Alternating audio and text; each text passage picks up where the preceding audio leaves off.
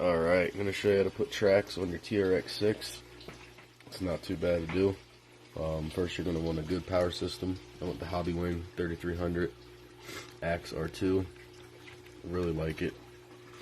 Good low speed, really good top end and second gear. Let's see. Got the R30 servo, 400 ounce. Move these tracks real good. Let's see, you're going to want a longer shift cable for the third axle. TRXX number 8839. It's like $12. Two sets of fronts for the rear. One set of rears actually now on the front. With the links.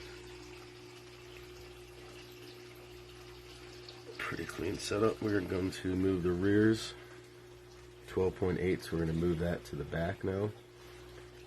And the 12.8s that we took off the middle, we're going to put 12.3s on. So take the 12.8 off the middle, put them on the rear, put 12.3s on the middle, get a front drive shaft, put it on the rear, you're good to go.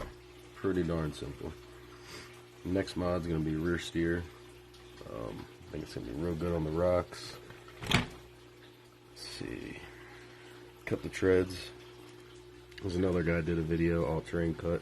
Works really good on the rocks, so that's up to you if you want to cut yours or not, but I like it.